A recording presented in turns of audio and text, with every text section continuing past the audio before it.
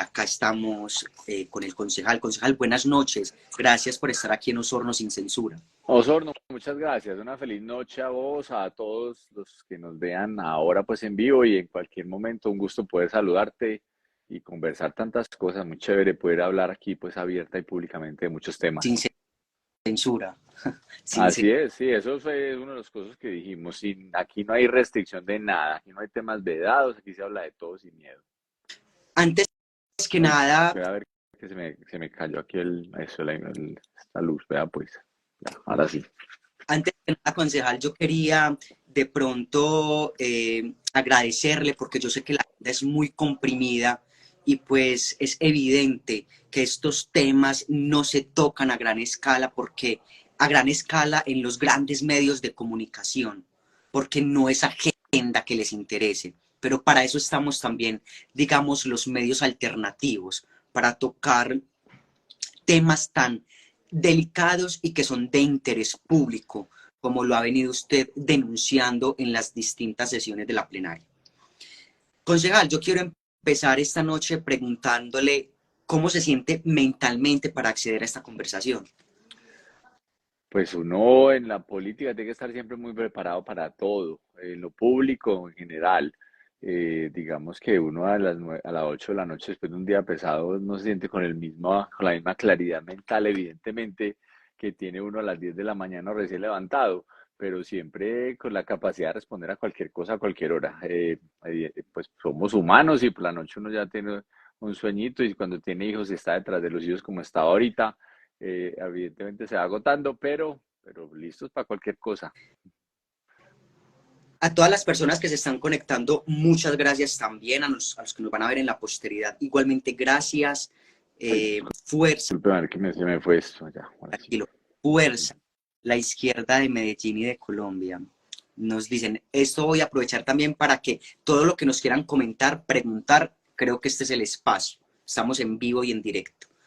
Concejal, para mí y para quienes nos están viendo, para quienes nos van a ver, ¿quién es Alfredo Ramos?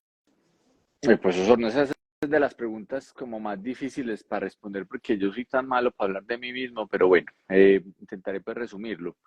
Eh, un gomoso de la vida, eh, apasionado por los temas del servicio por los demás, la mejora de la sociedad a todas horas, no solo la propia, porque creo que si no avanza la sociedad, uno no avanza finalmente, como con una responsabilidad, siento ¿cómo los diría?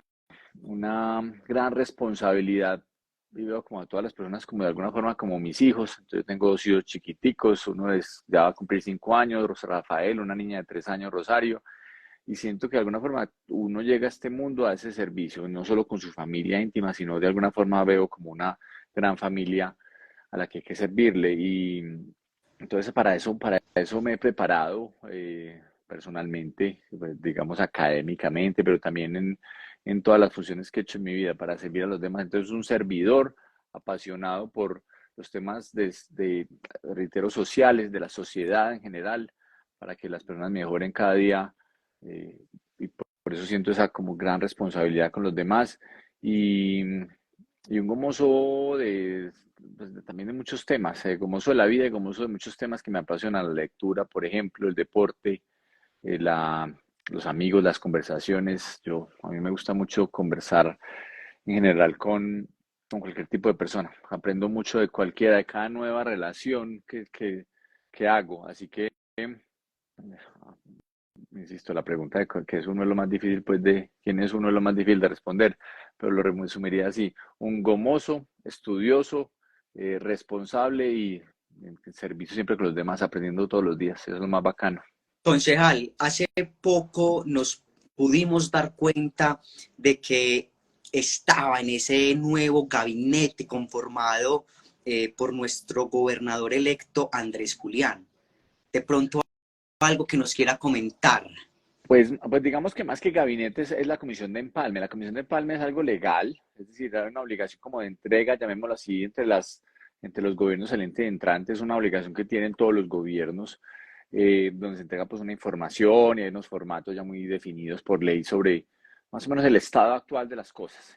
Una nueva administración que llega encuentra contratos que están ejecutando, personal, digamos, unos números, digamos, unos estados de resultados de muchas empresas, estados de finanzas de la administración, en fin, entonces entrega toda esa información. Y particularmente, eh, yo pues siendo concejal de Medellín, no había querido participar mucho de la campaña política, finalmente consideré muy pertinente apoyar a Andrés Julián Rendón, que me parece un hombre muy serio, muy responsable, una persona que tiene mucha capacidad de entender los problemas de Antioquia, de solucionar los problemas de Antioquia. Y él amablemente me invitó a participar en esta comisión de empalme. Eh, y me dio pues digamos, además de unas pautas muy claras, que ya puedo mencionar, unas responsabilidades adicionalmente dentro de esa comisión de empalme de 11 personas, que eso pues no significa que de ahí vayamos a ser servidores públicos, ni mucho menos, es más, no es mi aspiración en este momento. Entonces tal vez es una primera chiva, no es mi aspiración pues ser servidor público, sin embargo uno tiene que estar listo para servirle a Antioquia, a Medellín desde donde esté. Veo dos temas fundamentales. Uno, las pautas de lo que quiere Andrés Julián Rendón en Antioquia y habló de unos temas muy concretos que me parecieron muy interesantes y sobre todo la forma de solucionarlos, porque no se quedó solo en los temas y en los diagnósticos, sino ya en soluciones concretas. El tema del hambre en Antioquia, hoy las dificultades y una gran cantidad de familias y millones de personas están durmiendo todos los días sin comer las 3 veces al día. Es una necesidad ingente, urgente de solucionar. Un tema muy profundo también con el tema de vivienda en Antioquia. Antioquia tiene un déficit de 600.000 viviendas entre la calidad de las mismas y la necesidad de viviendas nuevas. 600.000, que es un número impresionante. Eso pues si uno lo vuelve en plata, en billones de pesos, que es inimaginable la cantidad de recursos que se necesitarían, pero como una de esas agendas importantes. Temas de emprendimiento, como se habló, temas de más, digamos, de una reforma administrativa dentro de la administración departamental. Eso es un punto muy importante porque eh, tenemos que ser austeros porque toda la plata que se pueda ahorrar en burocracia innecesaria va a ir a mejorar la calidad de vida de los menores en Antioquia, sobre todo en temas de alimentación, en los adultos mayores que están tan desprotegidos, en los temas de vivienda. Entonces, cada peso que se pueda ahorrar de burocracia va a ir a ello. Pidió mucha seriedad y mucha rigurosidad en ese sentido, hacer un gran ajuste burocrático, realmente un reajuste burocrático. Transparencia absoluta, es una exigencia y además yo creo que muy necesaria, aparte de lo que hemos manejado esos 4 años a través de todas las denuncias que hemos venido haciendo, que no haya denuncias, que todo se maneja con la mayor, no solo transparencia, sino además con la mayor participación ciudadana en las decisiones. Eso ayuda mucho. Cuando uno, por ejemplo, pone los recursos públicos a que sean, digamos, vigilados más directamente por la sociedad, es decir, por el empresariado, por las organizaciones sociales, por la academia, si le pone todos los ojos, va a ser mucho más claro y va a evitar cualquier tipo de corrupción. Y finalmente, acabar con la rutina que existe. Las gobernaciones se volvieron muy, digamos, después de la Constitución del 91, las gobernaciones perdieron mucha relevancia. Por muchas razones, entre otras, pues la más importante, por temas económicos. Y las gobernaciones hoy tienen unos impuestos que ya van, de hecho, como en picada, como el impuesto, por ejemplo, al tabaco, corrijo, el impuesto al alcohol, un tema muy concreto, pues que ha venido disminuyendo el propio consumo de alcohol, para poner un ejemplo, por buenas prácticas sociales va disminuyendo esos recursos, entonces hace que las gobernaciones hayan perdido mucho protagonismo. Él ha pedido mucha creatividad, quiere mucha creatividad en la forma de conseguir recursos, no solo públicos, no es metiéndole la mano al bolsillo a las personas, sino buscar otras alternativas. De hecho, está proponiendo una gran reforma constitucional para que impuestos como el impuesto de la renta o el impuesto al patrimonio vayan a las gobernaciones y puedan ser manejadas en las gobernaciones, dando una cifra muy concreta. Antioquia le da hoy 30 billones de pesos al gobierno nacional, al Estado central, por impuestos, y recibe solamente 5 billones a través de transferencias, es decir, la sexta parte. Es bastante injusto, pues, entre otras cosas. En fin, entonces pidió creatividad, más participación del sector privado y una ejecución mucho más rápida de muchos proyectos que han venido pues en retraso. Así que esa es la idea, digamos, la visión concreta. y particularmente ya me corresponderán temas de lo que se llama como la seguridad ciudadana, y no solo seguridad en el sentido que hemos conocido históricamente, pues policía, sino todos los temas, por ejemplo, de gestión de riesgos, los temas de la gerencia de municipio, los temas de movilidad en el departamento, que hacen parte también de los temas de seguridad, seguridad vial en este caso, los temas de gobierno, en general, pues como un paquete grande de secretarías. Y reitero, la idea es coordinar un equipo pues, de muchas personas que voluntariamente se han presentado para ser parte de esta etapa del empalme y poder entregar un buen informe de gestión final que lo presenta pues, realmente la administración que va saliendo, pero que quede claro pues para que el nuevo gobierno ya tome decisiones mucho más concretas. Y yo veo también otra cosa muy positiva, Osorno, y es que creo que esta no va a ser pues una, digamos, una de esas pugnas pues que se avisora en la alcaldía de Medellín con toda la corrupción que ha habido. Yo creo que en la gobernación es lo que va a haber una transición muy tranquila, pues, digamos, respetuosa, decente, sin necesidad de entrar en discusiones innecesarias y más bien es ver y evaluar qué programas son buenos, hay que profundizar, cuáles de pronto no han tenido tanto éxito, por qué no lo han tenido, digamos, hacer una visión un poco más crítica, pero más propositiva sobre cuál debería ser el futuro de Antioquia en todos los renglones. El mío, pues particularmente, el que me corresponde con mucho honor, el tema de seguridad ciudadana, pero otros como los temas de educación, de infraestructura, de salud, de inclusión social, de las empresas que maneja la Gobernación de Antioquia, todas ellas que tendrán reitero, una visión más propositiva y crítica con un sentido independiente pues, de crítica, no solo por criticar, sino que sean positivas las mejoras que le pueden hacer los ajustes hacia futuro. Pero insisto, el tema de la reforma administrativa, de una reducción drástica de la burocracia, es uno de los principales componentes ahora revisar qué está funcionando y qué no, y qué se podría casi que de una vez acabar. Nos preguntaron que si vamos a dejar guardado el live, el programa. Claro que sí, queda puesto en el feed de Osorno Sin Censura. Concejal, ahora sí voy a empezar como dentro de la estructura del programa a lo que venimos, ¿sí? Pero obviamente siendo un poquito más precisos en las respuestas para poder Perfecto, darle perfecto. a todo. Obviamente lo que nos decía muy importante, porque si muchas personas estábamos, obviamente, a lo que estaba pasando con este empalme. Concejal, ¿cómo y desde cuándo se dio cuenta usted y decidió empezar a hacer ese control político por las corrupciones que se vieron en la administración que está terminando? Eh, Osorno, mira, yo tenía una pésima imagen de Daniel Quintero desde antes de la campaña. Yo lo conocía porque él fue viceministro y yo era senador y sabía de sus malas prácticas. Eh, digamos, durante la campaña también me di cuenta, entonces ya tenía muchas alertas y yo podría decir, a pesar de que ingresamos, porque yo hacía parte de una bancada, digamos que dentro de la bancada yo era un poco disidente porque todos querían estar de alguna forma del lado del gobierno, yo había dicho, hombre, yo me quiero al menos mantener independiente, ver cómo arranca el gobierno y entender si va a funcionar o no. Pero rápidamente, yo creo que en menos de un mes ya tenía un par de alertas muy concretas sobre temas contractuales, particularmente el programa que hoy, de hecho, la Fiscalía hizo imputación nuevamente, o recordó la imputación que ya había hecho, se hizo una acusación sobre el tema del programa Entorno Familiar de Buen Comienzo, que se lo entregó a una corporación que se llama Colombia Avanza, que ha tenido pues todos los escándalos del mundo. Desde ahí, desde ese momento, yo dije, estas personas no vinieron a hacer las cosas bien. En la pandemia se fue profundizando esa desconfianza porque empecé a hacer unas denuncias muy concretas sobre sobrecostos en muchos de los materiales que estaban comprando en pandemia y posteriormente yo creo que ya el gobierno cuando entonces ya se estaba haciendo pues esas denuncias simplemente que en pandemia las personas no estaban muy pendientes de lo que estaba pasando en política, todo el mundo estaba concentrado en lo que estaba sucediendo en la pandemia.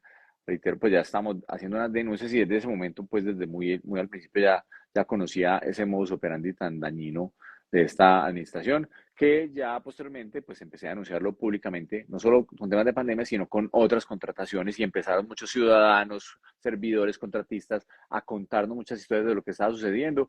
Y eso es un tema del primer día, es decir, esto se institucionalizó la corrupción desde el primer día, un modus operandi supremamente claro, de cómo le pedían plata a las personas, los contratistas, para entregar ciertos contratos, de cómo ellos mismos, los propios servidores de la administración, que compraban, entre comillas, a través de testaferros, empresas para entregarles toda la contratación. Y son muchas denuncias que todavía faltan por salir al aire, que se han hecho en la fiscalía, muchas de ellas en los entes de control, y apenas los que vimos hoy, que son 3 o 4 temas, son pues la punta del iceberg de decenas y decenas de temas de corrupción. Ahí pues resumo, básicamente, pero diría desde el principio, es decir, al primer mes ya tenía denuncias concretas. Ponga la atención a esa contratación que hicieron con esa entidad Colombia Avanza, que es una entidad que está mal reputada, y desde ese momento pues ya enviamos las alertas públicas sobre qué se venía en esta administración, que reitero, se corroboró en pandemia, y ni hablemos el resto del tiempo.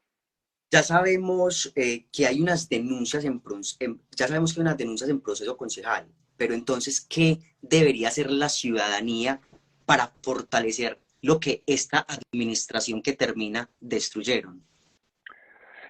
Pues a ver, hay muchas cosas. Por un lado, hay que exigir a los entes de control que actúen frente a lo que ha venido sucediendo en materia de corrupción en la ciudad. Eso por un punto.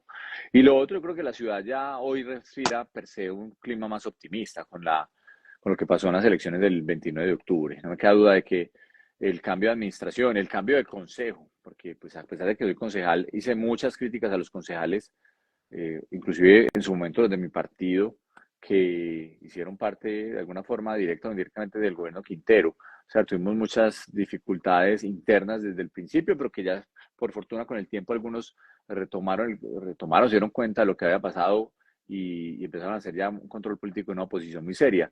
Pero yo siento en este momento, pues, reitero, un mejor optimismo en la ciudad, lo cual ya es bastante positivo. Sí espero la nueva administración, la de Federico, varias cosas muy puntuales. Una es que se rodee bien. Federico es un hombre ya que tiene experiencia, ya fue alcalde, pero que se rodee bien, que se rodee de personas competentes, de personas serias, que ejecuten muy rápido, porque Medellín tiene un retraso muy grande, es decir, que utilicen el presupuesto y ya si lo han sabido administrar, que lo administren rápido, y que hagan obras e intervenciones sociales muy importantes que requiere la ciudad en materia de recuperación de confianza. Entonces uno esperaría que rápidamente tomen acciones efectivas para que la ciudad vuelva como el estado de ánimo, no solo pues de la victoria y de haber sacado a Quintero y a sus aliados corruptos de la administración, sino que se vean obras y se vean inversiones concretas en materia social muy rápidamente, que creo que vale la pena hacerlas a toda la mayor velocidad. Y reitero, por ese conocimiento debería rápidamente también estar ejecutando en la administración los proyectos y los planes muy concretos que se han ido trazando y que la ciudad necesita. Y lo otro es recuperar como ese buen espacio que había de conversación en la ciudad, es decir, entre el sector público, el sector privado, la academia, las organizaciones sociales, que se ha roto muchísimo durante estos 4 años, es decir, completamente roto, para no decirlo de otra manera. Creo que será muy importante, con un liderazgo pues mucho más claro, mucho más concreto. Entonces, reconvocar nuevamente a la ciudad, que se pueda ver al alcalde en las calles, que se puedan ver los secretarios en las calles, porque no son capaces de salir porque les da temor, les da pánico. Entonces, esa sumatoria de factores reitero, de buenas personas, un nombramiento de personas que, que se sepa que van a hacer bien las cosas de manera ética, de manera rápida, de manera eficiente, que conocen los temas y que por eso van a ejecutarlo rápido. Ese punto es muy importante. Más, la recuperación de confianza en todos los entornos y en una ejecución rápida del presupuesto. Yo sé que a Medellín la pone a volar rápidamente, nuevamente. O sea, las personas aquí siempre hemos sido muy orgullosas de nuestros líderes públicos. Este cuaterio cayó pues a unos niveles increíbles, impensables en la ciudad hace tanto tiempo, y diría que es fácil de recuperar si se hacen unas acciones concretas muy rápidas. En el caso, concejal, voy a tocar el punto muy preciso de la cónyuge de Daniel Quintero, esta señora Diana Osorio. Podríamos hablar presuntamente de que ambos se enriquecieron a costa de el bolsillo de Medellín. Pues, mira, Osorno, yo te digo una cosa. Yo todavía estoy esperando que Diana Osorio le responda muchas cosas a Medellín, porque ella, además de tomar decisiones en la alcaldía, de colocar personas, colocó a sus primos, pues, arranquemos por eso. O sea, tenía pues un directorio político de primos allá. Toma decisiones, participa activamente en las decisiones de la alcaldía. Lo que pasa es que digamos, se resguarda diciendo que ella pues no era servidora pública, entonces no le tiene que rendir cuentas a la ciudad. pero yo siempre le he preguntado primero si nos presenta la declaración de renta de los últimos años, porque yo sí quisiera saber cómo es posible que una persona que no trabaja, porque eso es lo que ella decía, que no trabajaba, era gestora social, entonces no trabajaba, paga un leasing que vale más de 800 millones de pesos el leasing que tomó. No sé cómo se los prestaron, entre otras cosas, y cómo es posible que una persona que no trabaja pague una cuota que puede estar, no sé, en 10, 12 millones de pesos mensuales, que muy poquitas personas de Medellín pueden pagar. La grande de 2 millones y medio de personas que tienen Medellín, yo le aseguro que menos del 1% puede pagar una cuota de 10, 12 millones de pesos mensuales, que es que ni siquiera el salario del alcalde le daría para eso. Es decir, el salario del alcalde de Medellín está alrededor de 20 millones de pesos, pero que descuéntele pues una cantidad de descuentos que se le hacen de ley, eh, casi que le tendría que coger la plata pues para pagar la casa y no tomarse un tinto, no, sé, no podía hacer nada más. Yo estoy seguro pues de que además de esos viajes tan lujosos que ellos hacen, de toda esa vida nocturna que hacen, bueno, muchas de ellas pues lo pagan a través de los fondos fijos de la alcaldía, pero, pero como esa pompa y esa vida tan lujosa que tienen, no es pues fácilmente pagable por una persona, un servidor público decente que se gane solamente su salario. Entonces yo creo que ella sí tiene muchos cuestionamientos que entre otras no le ha querido responder a la ciudad. Las respuestas de ella siempre son las mismas. Pues siempre es decir que es que hay una clase de política que se alió con una clase económica, entonces que cerraron a Medellín y siempre es como el mismo discursito, nunca responde concretamente a las denuncias que se han hecho al respecto de ella, y entre otras, pues, por ejemplo, una que salió hace poco, que ella supuestamente trabajaba, entre comillas, para una empresa de telecomunicaciones a través de un tercero, y una cosa supremamente extraña, uno no entiende, pues, por qué nunca ha trabajado, entre otras cosas, porque ella siempre se mantiene en Medellín, visitando restaurantes, paseando y siendo casi que influencer en redes sociales, así que tiene mucho por decirle a Medellín, por eso no responde, no me queda la menor duda que esa es una de las razones que no responde, porque tiene demasiados pecados, para decirlo claramente, y jamás nos va a poder explicar cómo, insisto, cómo paga una casa de ese volumen, a ese precio, una persona que no trabaja, pues sobre todo también cómo se ha enriquecido. Y hay muchas denuncias concretas de personas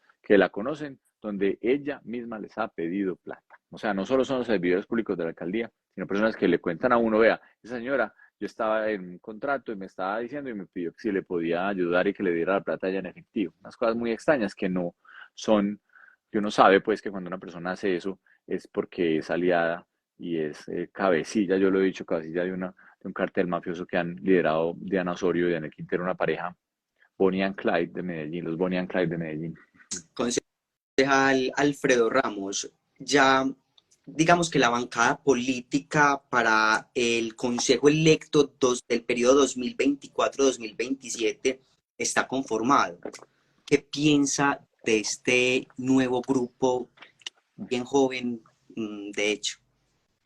Pues Osorno, mira, muy interesante. Primero, con la transformación del Consejo de Medellín. Solo 3 concejales de 21 lograron su reelección. Digamos que algunos no nos presentamos, pues, pero de los de 13 que estaban buscando su reelección, solo 3 la lograron. Es muy diciente porque a mí me da esperanza eso, y es que las personas en Medellín abrieron los ojos frente al Consejo. El Consejo era una de esas entidades que nadie que nadie le paraba bolas, que nadie sabía qué debatía, que nadie sabía qué estaba haciendo.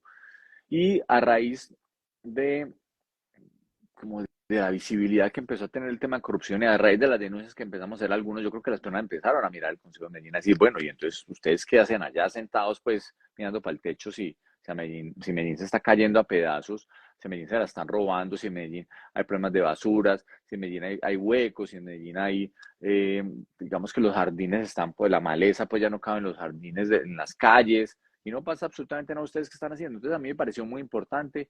Yo creo que esa es una de las grandes victorias de esta ciudad, es que esta ciudad, que nunca había hecho oposición, aprendió con los ojos ciudadanos, porque como no lo hacía el Consejo, los ojos ciudadanos, los medios independientes, las veedurías empezaron a tomar una vocería muy importante y terminó repercutiendo no solo en la votación de lo que sucedió en la alcaldía, sino sacando a todos los aliados de Quintero, a la gran mayoría de aliados de Quintero, excepto uno que es un concejal animalista que siempre estuvo agazapado y solapado, que no decía pues que era nunca de Quintero, pero que es el que tiene pues la subsecretaría de Protección Animal a su antojo y allá reparte contratos a diestra y siniestra. En fin, al margen de eso, sí mostró que la ciudad empezó a poner la atención y que va a ser cada vez más exigente, no solo con el gobierno que eso es muy importante, sino también con el Consejo de Medellín. Y por eso esa renovación, que es esperanzadora en términos de renovación política. Yo sí le, le, le digo a los concejales que actúen con criterio, que defiendan a los ciudadanos por encima del gobierno, que los ciudadanos son los que le eligieron. Entonces no queremos nuevamente los tradicionales concejales arrodillados al gobierno de turno, haciéndole sí a todo, diciéndole que sí a todo y quedándose callados. Ojalá que tengamos un consejo activo, protagonista, poniendo los temas, poniendo la agenda de ciudad, no esperando a que el gobierno le esté imponiendo la agenda, sino poniéndose la agenda de la ciudad, que creo que sería muy importante, sería supremamente importante, es como una nueva visión, no, que no significa oposición, significa proactividad. Y la proactividad en la democracia es supremamente relevante. Yo creo que los ciudadanos aprecian mucho eso. Tocando los temas difíciles de la ciudad, son los temas que hay que debatir, no simplemente los temas de trámite, lo mismo de siempre. Así que el Consejo es esperanzadora esa renovación. También creo que tiene retos de mostrarle a la ciudad que el Consejo puede cambiar la forma tradicional de simplemente estar sometido al gobierno de turno y aplaudiendo el comité de aplausos y no pasó nada, sino promoviendo una agenda mucho más moderna, mucho más interesante de unos temas que son trascendentales para la ciudad en materia, por ejemplo, de vivienda, como lo hemos dicho, que en Antioquia es un problema, en Medellín también lo es. Los problemas de una reforma administrativa, por ejemplo, una cantidad de entidades que en Medellín no están haciendo nada y tienen unas burocracias grandísimas que ganan un montón de plata y uno no ve ningún resultado. De, por ejemplo, dejar la pereza fiscal, como Medellín tiene a EPM, que es la gallina de los huevos de oro, entonces le manda plata cada año, vive casi que de la renta de EPM, entonces Medellín le da pereza, que es una cosa, sin subir impuestos, podría recaudar muchísima más plata, como lo vemos en el impuesto vehicular. Eso es una cifra súper demoledora. Pues has visto cuántas motos pasan en Medellín todos los días. Es decir, o sea, Medellín está lleno de motos. Solamente 25.000 motos le pagan impuesto de rodamiento a Medellín. A Envigado y a Sabaneta, más o menos entre las dos sumadas, le pagan 1.000.000 de motos, le pagan impuesto a Envigado y Sabaneta. 25.000 en Medellín. La pregunta es, ¿esas motos pasan por Envigado y Sabaneta? ¿Hay más motos en Sabaneta y en Envigado que personas que viven en Sabaneta y Envigado? Es una cosa que es impensable. Hay que mejorar mucho pues la Secretaría de Movilidad de Medellín. Esos son los retos y las cosas que debería estar hablando el Consejo de Medellín, no quedándose pues como ahí en la rutina de decir, viene el gobierno, la aprobamos y nos vamos y nos levantamos rápido de la sesión. Por acá también tengo en el tinterillo, como se dice, el nombre de este exsecretario de Juan David Duque. Al parecer él tampoco piensa darle cara a Medellín. Hay un desacato, tú lo has denunciado también en las plenarias, hay un desacato en primera instancia. Entonces, legalmente, ¿qué se tiene que hacer para que se Así es. mañas En, tienen en, instauradas? entre otras, mañana a 9 de la mañana, muy invitados todos a la plenaria del Consejo, va a estar buenísima porque avanza la moción de censura. Presentamos una moción de censura, que es una forma bastante contundente que la cual el Consejo puede llegar a sacar, a declarar insubsistente un secretario y ha avanzado. Hemos avanzado primera vez en Medellín que se avanza tanto una moción de censura. Nunca antes había habido una moción de censura. Mañana habrá la audiencia, entonces muy invitados todos mañana a las 9 de la mañana. Aprovecho, hago la cuñita. Y este secretario privado es una persona que no conoce Medellín, es una persona que la trajeron de Bogotá. Yo no sé por qué tienen que traer secretarios privados de Bogotá y no es que estemos, yo pues no soy mucho menos xenófobo, pero digo pues como si en Medellín no hubiera capacidad de personas que no supieran manejar el conglomerado público de Medellín. Tienen que traer personas de Bogotá. Más bien es porque traen amigos, aunque no sean buenos, no sean competentes, no conozcan, pero tráigalo porque es que es mi amigo, entonces hay que colocarlo y está desempleado. Y eso es muy grave, pues. Al margen de eso, el manejo de los fondos fijos, que es la caja menor de la alcaldía, la caja menor del despacho del alcalde, eso se desbordó no solo en gastos, sino en lujos y en antojos que no tenían por qué ser pagados con recursos públicos. Y nosotros desde hace tiempo hemos venido preguntando cosas muy concretas sobre quién está haciendo los consumos, por ejemplo. Porque no, o sea, pues a uno le constan unas facturas, pero la factura es como de quién la consumió, por qué, cuál era el evento, por qué tenía que gastarse por la caja menor, o si eso es simplemente una factura que cualquier persona metió por allá y la están legalizando con recursos públicos y no le hacen ningún tipo de control. Nosotros hemos venido preguntando eso desde agosto, no nos han dado respuesta, lo hemos hecho a través de derechos de petición, a través de comisiones accidentales, que es una forma de actuar como opera el Consejo de Medellín, a través del debate, de la citación de control político en plenaria, y nunca nos lo han dicho. Nos tocó interponer tutela, la ganamos en 2 instancias.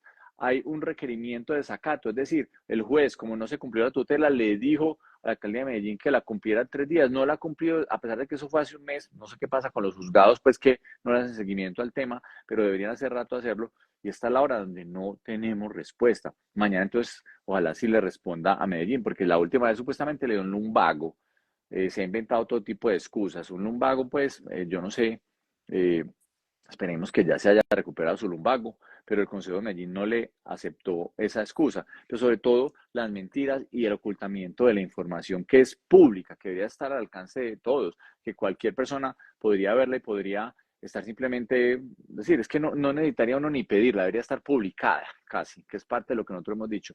El gobierno debería ser más proactivo en la publicación de la información, no que uno la tenga que pedir, le tenga que dar 1000 vueltas para al fin tenerla. Todo ese respeto a la ciudadanía, yo creo que hay que castigarlo y es parte de lo que estamos haciendo en la moción de censura. Mañana la audiencia, después de la audiencia hay unos días para votar finalmente la moción de censura o no, y en caso de que el Consejo, sus 2/3 partes, es decir, 14 concejales voten afirmativamente la moción de censura, ese secretario sale inmediatamente, coja su morral y se va, mijito. ¿Qué es lo que nosotros estamos esperando que pase? Porque lo que está haciendo este señor Juan David Duque, reitero, no solo es una persona incompetente, que no conoce, mediocre, que no es capaz de dar el debate, ha sido robarse los recursos públicos de Medellín. Lo afirmamos con toda certeza y por eso es que no entrega la información. Las personas que esconden información es porque tienen su pecado y en el caso de él es una persona que no, que hace mucho tiempo tiene un manejo demasiado oscuro, no solo de los recursos del fondo fijo, de una gran cantidad de otros accionarios, pero particularmente el manejo de los fondos fijos, donde hay unos abusos increíbles. Concejal, no se alcanza de verdad, y ustedes, los que nos están viendo, a imaginar las denuncias que nos han llegado de madres de familia y de estudiantes pidiéndonos que por favor hagamos algo porque las infraestructuras de los colegios en Medellín se están cayendo. ¿Qué le podemos decir a estos estudiantes y a estas madres? Pues Osorio, hay muchas cosas. Primero, que Medellín tiene un déficit grandísimo desde hace mucho tiempo que se incrementó con esta administración. Es decir, esta administración no hizo absolutamente nada sus 2 primeros años. Después de 2 años y de estar exigiéndole, cambió pues su visión histórica y solicitó unas vigencias futuras, es decir, recursos de vigencias posteriores, es decir, de años posteriores, para gastárselos en el mejoramiento de adecuación de los colegios de Medellín. Además de los colegios, pidió plata pues para los centros, para algunos centros de salud, unidades intermedias en materia de salud y los escenarios deportivos. Le dimos ese voto afirmativo porque lo hizo entre el Consejo de las Evidencias Futuras con una condición que no cumplieron, y era que esos recursos se licitaran, que no fueran entregados a otras entidades públicas para que esas, brincándose las normas de contratación, entregaran a dedos a los amigos, y eso fue lo que efectivamente hicieron. Entonces, lo que está pasando ahora es que ha habido una lenta ejecución de esos recursos. Ese es el problema. O sea, plata hay, pero no lo están ejecutando bien. Lo están ejecutando lentamente. Hay muchas denuncias de mala inversión de esos recursos, sobrecostos en muchas de esas infraestructuras. Son temas que estamos investigando, que los vamos a unificar para contárselo a la ciudad en las próximas semanas, porque es un tema que vale la pena hacerlo. Cómo se han malgastado esos recursos de la infraestructura educativa de Medellín, del mejoramiento de infraestructura educativa en Medellín. Muchos de esos recursos van a ejecutarse en el próximo año, el año 2024. Lo que pasa es que los dejan contratados de esta administración, entonces ahí es donde se roban la plata con malos contratistas. Pero sí hay unas denuncias muy concretas. Por eso tal vez no hayan comenzado en algunas. Se pueden ver algunas obras en algunas instituciones educativas. Finalmente son más de 400 alrededor de 400 las que van a tener algún tipo de intervención en la ciudad. O sea, son bastantes. Entonces, unas comenzaban su intervención en el 2023, pero reitero, otras apenas en el 2024 estarán comenzando esa intervención por temas contractuales que tampoco entendemos por qué se retrasaron tanto. Y hay una pésima ejecución. Así que a esas madres, a esos estudiantes, pues que nos cuenten sus preocupaciones. Yo creo que la visión ciudadana, los ojos de los ciudadanos, los estudiantes, los rectores, los padres de familia, por ejemplo, en materia educativa, nos pueden decir mucho. Ve, aquí está pasando algo raro, vea la plata que se han gastado y no se ven avances.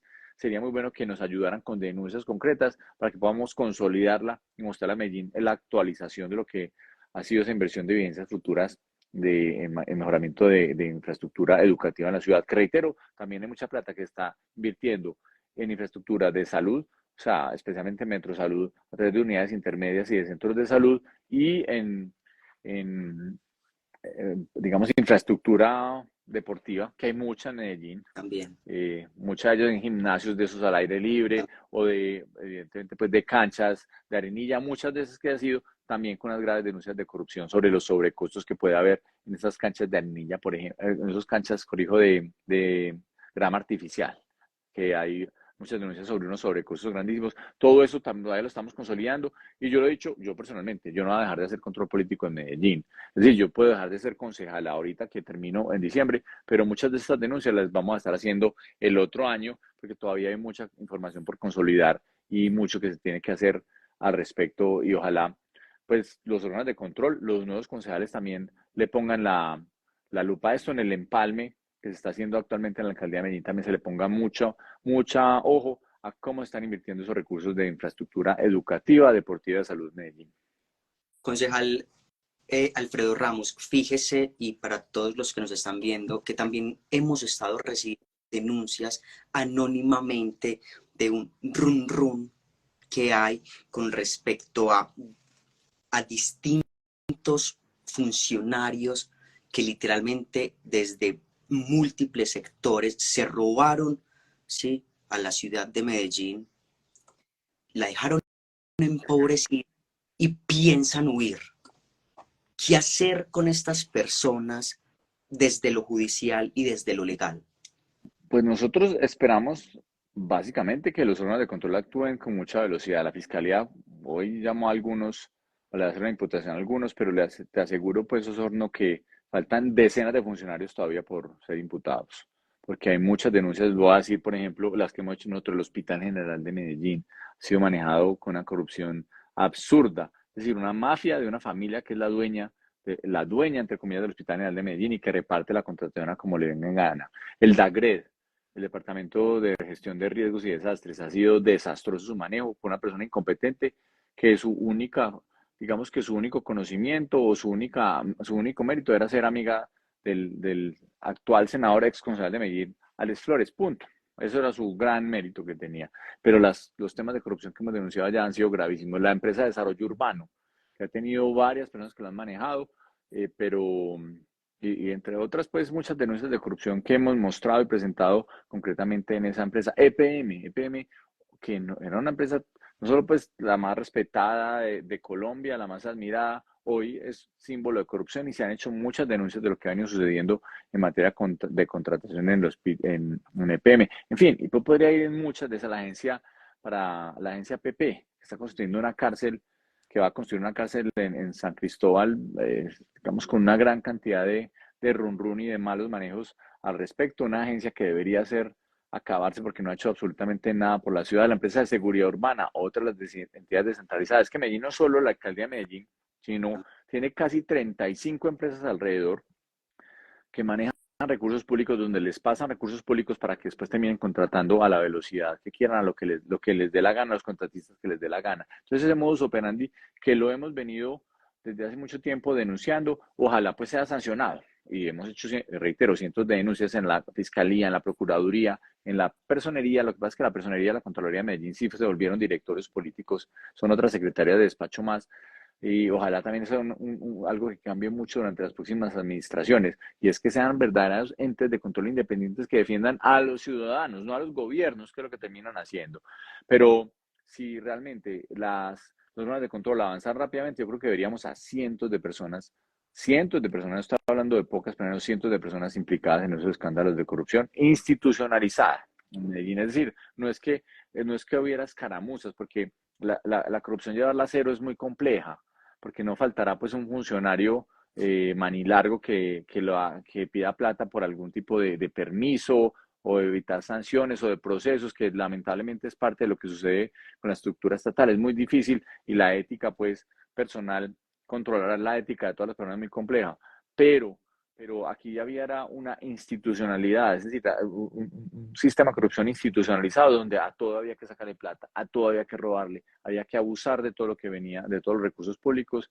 Y yo creo que si uno mirara de contrato por contrato que se ha celebrado en este cuatrienio en la alcaldía de Medellín, encuentra algún tipo de irregularidad, sea en la forma como se contrató, sea en la forma como se ejecutó el contrato, que uno puede ver muchas a través de decisiones presupuestales, a través de sobrecostos, a través de precios mal puestos, o sea, hay muchas cosas que podría hacer, o simplemente el direccionamiento de los contratos a unos pocos. Ese es un punto que cualquier contrato yo creo que se podría encontrar, sin contar que hay muchas nóminas fantasmas, es decir, personas que supuestamente están trabajando a través como contratistas del Estado, de la alcaldía de Medellín, que se les paga, pero ni siquiera van a trabajar, que sucede mucho y se ha hecho muchas denuncias al respecto. Es decir, casi que en cualquier contrato en la alcaldía de Medellín, en este cuatrenio, por eso digo un sistema de corrupción institucionalizado. Y ustedes lo pueden hablar también, reitero, con cualquier contratista del Estado que antes era contratista, que ya no puede ni siquiera acceder a los concursos porque ni siquiera los dejan ingresar. Pueden entonces ustedes darse cuenta de lo que ha sucedido en Medellín, la degradación absoluta de lo público. Y yo creo que la ciudad, pues, hace mucho rato se dio cuenta y por eso votó masivamente, no solo por Federico Gutiérrez, sino contra Daniel Quintero, contra la corrupción, y su candidato más mediocre no podía ser, pues intelectualmente y personalmente, termina apenas sacando menos de apenas del 10% de la votación. Es inconcebible, 95.000 votos, un candidato a la alcaldía que es una demostración clara de que Medellín los quería echar y votó con ganas para sacarlos. Y que siguen eh, aferrados, pensando desde su egocentrismo, no sé qué vaina será eso, de que piensan arrasar en el 2026 en contiendas presidenciales. Sí, así llega la megalomanía. Yo creo que ya es una, digamos, una desconexión absoluta con la realidad. Llegan algunos personajes que creen que pues con la plata que se han robado creen que son capaces de comprar conciencia. Ya demostró, yo creo que hay una demostración muy clara de que la plata ya en Medellín no funciona. Esa campaña de este señor corredor a la alcaldía, creo que ha sido la campaña más costosa en la historia de la alcaldía de Medellín, sacó 27.000 votos. La gente, las personas de Medellín no son bobas, no son pendejas, creen que o sea, las personas de Medellín pueden tener hambre, pero tienen dignidad. No se dejan comprar, eso es supremamente importante. Las personas saben que el que les compra el voto del día se les va a robar la platica después. Entonces las personas prefieren aguantar hambre un poquitico porque saben que un buen líder sí les da plata, sí les da la posibilidad de conseguir recursos para que se puedan sostener y estar bien todo el resto de su vida, no un solo día como les dan la plata a los politiqueros. El caso del corredor es muy diciente. Insisto, una campaña que fácilmente, o sea, es decir, abuelo pájaro puede haber valido decenas de miles de millones de pesos y sacó 27.000 votos. Aquí no los dejamos comprar. Para todos los que nos vieron, claramente hicimos una radiografía de lo que nos dejó la administración saliente de Daniel Quintero en la ciudad de Medellín. Usted también se pudo haber dado cuenta a través de las respuestas que nos dio el concejal Alfredo Ramos, ¿sí? De las incidencias de corrupciones tan aberrantes que hay.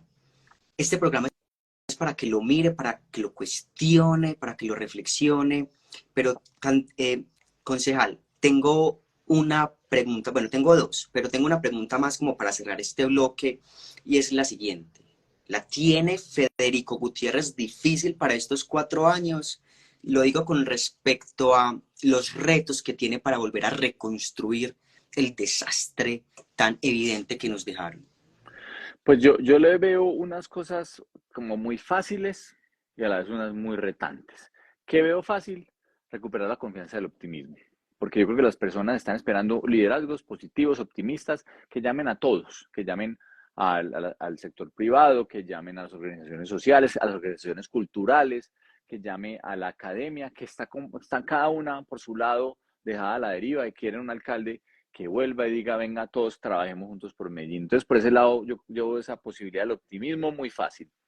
Que en materia ya de gobierno veo unos retos más complejos. ¿Por qué? Porque veo los recursos muy enredados en todos los sentidos. El futuro, por ejemplo, de EPM con muchos enredos en muchos sentidos, en malas decisiones que se han tomado ahora que van a repercutir en el futuro. Entonces son temas que tienen que mirarse con mucho cuidado. Por eso lo hemos, digamos, dicho a Federico que se rodee de personas serias, competentes y que ejecuten rápido, porque va a haber, primero, como riesgos en ese sentido, riesgos eventualmente económicos en Medellín por los malos manejos que se han hecho con las inversiones de PM, en EPM y en las inversiones que ha hecho EPM, particularmente, por ejemplo, una empresa que se llama Afinia, que requiere una inversión de 10 billones de pesos más o menos en los próximos años y que se la están robando completica. Esa es una empresa de energía en la costa. Y solo para poner un ejemplo. Entonces, en ese sentido, tiene unos retos y retos de la recuperación de la confianza, no solo en el optimismo, sino en decir, llegó un gobierno a hacer las cosas, que se vea la plática bien invertida, que se vea que, por ejemplo, la alimentación de los niños a los colegios está llegando a las cantidades que son, no que se sienta que le están robando a los niños. Que, por ejemplo, en los centros en los centros días, que eso, por ejemplo, para el manejo de los adultos mayores, para el cuidado de los adultos mayores, haya una verdadera atención y no que se cierren como cerraban muchas veces en estos tiempos. Por ejemplo, en la recolección de basuras, con la bulla que está viendo en empresas varias, que realmente haya una recolección de basuras seria, rápida, eficiente en la ciudad. Ese tipo de que EPM mejore el servicio. EPM ha venido en una decaída grandísima del servicio. Solo no sé si o sea, es decir, lo tengo en cifras, pero yo creo que la sensación de todos, se han visto las luces titilando en las calles, solo para poner un ejemplo. O sea, son unas discotecas, pues las luces de las calles del alumbrado público, pero también siente uno que hay más racionamientos de energía, o sea, que se va más la luz, como que el agua que antes de Medellín no se iba, ya lo dejan a uno muchas más horas en muchos más barrios sin agua. Cosas sencillas que han venido sucediendo. Por ejemplo, el tema de riesgos Osorno, uno no ve una acción efectiva preventiva en materia, por ejemplo, de deslizamientos o de inundaciones en Medellín. No se hacen los mantenimientos que tiene que hacer, por ejemplo, al alcantarillado. Una cantidad de cosas que, insisto, se requiere con una buena gerencia, se harían supremamente rápido y las personas se darían cuenta rápidamente el cambio, la transformación. Si vamos a llegar a manejar esa rutina a decir que esto está muy difícil y que esto está muy complejo, yo creo que Medellín no está para eso. Así que yo creo que ese también es el otro reto de Federico, optimismo de unidad, pero también un reto de hagamos porque las personas tienen que recuperar la confianza en la alcaldía de Medellín, que no se quede como esa desazón de lo público, como que nada pasa y todo se cae, como que a nadie le importa. Eso es un tema que es importante y eso se hace con un gran equipo trabajando rápidamente, conocedor, con experiencia, conocedora, con ganas de ejecutar y con mucho compromiso y mucha pasión y ética, que eso es un tema importantísimo para que no se roben la plata. Claro, la deontología de cada administración es bien importante.